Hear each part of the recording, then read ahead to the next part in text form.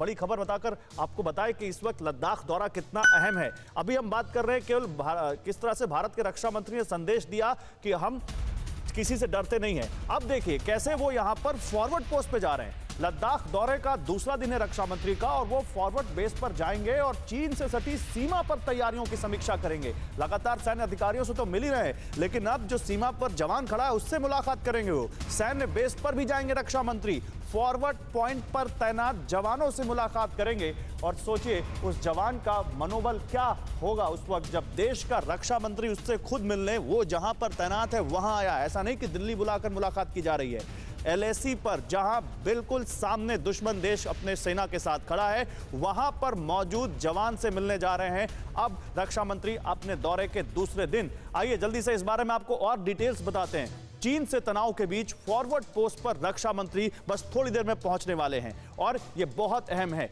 Forward post कौन सी post? जो बिल्कुल LAC पर होती है जहां पर जवान खड़े होते हैं। अब देखिए ये इस बारे में और क्या जानकारी है। फॉरवर्ड पोस्ट पर सुरक्षा हालात का जायजा लेंगे रक्षा मंत्री। वो जाएंगे और वहां पर रक्षा मंत्री जवानों से मिलेंगे और उनसे जायजा लेंगे कि भाई यहां पर कैसे आप क्या कहना, आपका क्या फीडबैक, आपका कैसे यहां पर आपको कोई दिक्कत तो नहीं है, ये सारी बातें। और इसके बाद चीन से जो लगने वाली सीमा है उस पर सैन्य तैयारियों की समीक्षा भी करेंगे रक्षा मंत्री। फॉरवर्ड पोस्ट के स्थानीय लोगों से मुलाकात की जाएगी, जो वहां पर लोग हैं स्थानीय उनसे भी, जो आम लोग हैं। और लद्दाख की जमीनी हकीकत की पड़ताल करेंगे रक्षा मंत्री। पूर्वी लद्दाख में ऊंचाई पर जो सैन्य बेस मौजूद है उन तक का दौरा करने का कार्यक्रम है उनका, वहां पर भी जाएंगे रक्षा मंत्री। पिछले साल भी गए थे, फॉरवर्ड पोस्ट पर रक्षा मंत्री गए थे। तो ये बहुत अहम हो जाता है रक्षा मंत्री का दौरा अपने आप में। जब हमने देखा 2-3 दिन पहले एक बड़ी कूटनीतिक वार्ता हुई भारत और चीन के बीच WMCC के प्लेटफॉर्म पर, और उसके बाद अब रक्षा मंत्री 3 दिन का दौरा कर रहे हैं। कई सारी परियोजनाओं का उद्घाटन किया है उन्होंने, कई ब्रिजेस, कई सड़कें देश को समर्पित की हैं वहां उन्होंने। लेकिन एक बड़ी खबर आ रही है, वो बताएं हम आपको। चीनी साजिश पर डिफेंस एक्सपर्ट PK सहगल ने बड़ा बयान दिया है। डिसएंगेजमेंट के बाद भी चीन ने सैनिक घटाए नहीं है। देखिए ये बड़ी खबर है। PK सहगल कह रहे हैं कि चीन ने डिसएंगेजमेंट के बाद भी अपने सैनिक घटाए नहीं हैं और बॉर्डर पर सैनिकों की संख्या बढ़ाने में जुटा हुआ है चीन। भारत की शांति को भारत की कमजोरी ना समझा जाए। लद्दाख में 1 साल से भारत और चीन के बीच विवाद चल रहा है और ये विवाद सुलझाने के लिए कई दौर की वार्ताएं हो चुकी हैं। पैगोन सो जो इलाका है लेक का, वहां से तो चीन की सेना पीछे भी गई है, लेकिन अभी बहुत सारे इलाके हैं, गोगरा, हॉट स्प्रिंग, देपसांग, वहां अभी भी चीन की सेना तैनात है। डिफेंस मिनिस्टर राजनाथ सिंह 3 दिन की विजिट पर है लेबर। पैगोन सो लेक के पुल बैक के बाद में चाइना की तरफ से किसी प्रकार की कोई भी डिसएंगेजमेंट नहीं है, उल्टा उसका बिल्डअप बहुत बढ़ गया है और एक्स्ट्रा फोर्सेस आ गई है और ये बिल्डअप है काफ़ी ज़्यादा खतरनाक हो रहा है लद्दाख के सामने और सिक्किम के सामने। ऐसे में बड़ा लाजमी है कि चाइना को क्लियर मैसेज दिया जाए कि हिंदुस्तान एक पीस लविंग नेशन है, लेकिन अगर हमको ललकारा गया या हमको प्रोवोक किया गया तो हम बेफिटिंग जवाब देने के लिए तैयार हैं।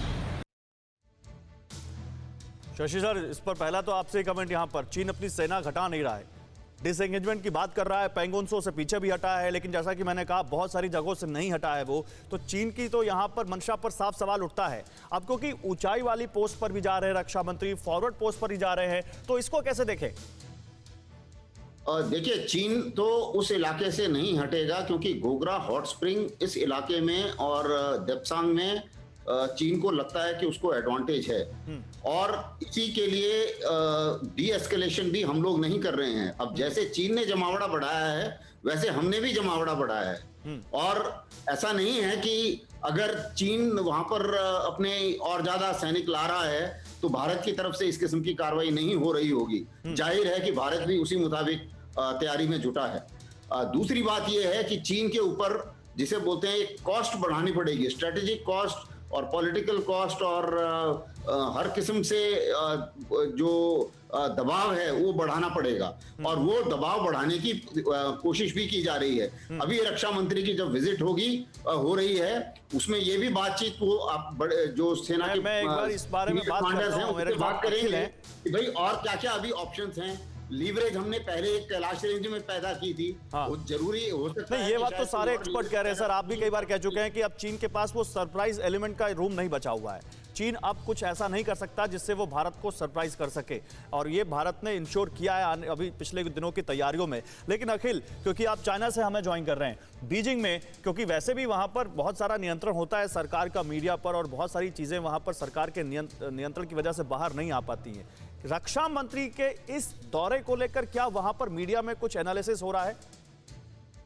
देखिए, अभी तो नहीं हो रहा है, और लेकिन जो यहाँ का विदेश मंत्रालय है उसका एक स्टेटमेंट आया था कि क्योंकि ये डिस्प्यूटेड एरिया है और डिफेंस मिनिस्टर का ऐसा आना वाकई दोनों देशों के बीच में जो रिलेशन है उसमें जरूर तनाव पैदा हो सकते हैं। और भारत जो इंफ्रास्ट्रक्चर बढ़ा रहा है, ये कहीं ना कहीं दोनों देशों को मतलब चीन को प्रवोक करने वाली एक बात है। चीन से प्रवोक होता है कि अगर जब भारत इंफ्रास्ट्रक्चर बढ़ाएगा इस एरिया में, चाहे वो अरुणाचल प्रदेश हो चाहे लद्दाख हो, तो चीन जो है वो प्रवोक होता है। और आपने जैसे कहा कि भारत एक सब्र वाला रखने वाला देश है, लेकिन चीन में थोड़ा वो कमी नजर आती है। चीन में आपको, और ये भी है कि जो मामले जो इस समय खुल चुके हैं, तो चीन नहीं चाहेगा कि वो मामले बंद हो, वो ठंडे बस्ते नहीं, लेकिन चीन के चाहने से क्या होता है अखिल? देखिए, अब चीन ये चाहेगा कि भारत अपने इलाके में भी कुछ निर्माण ना करे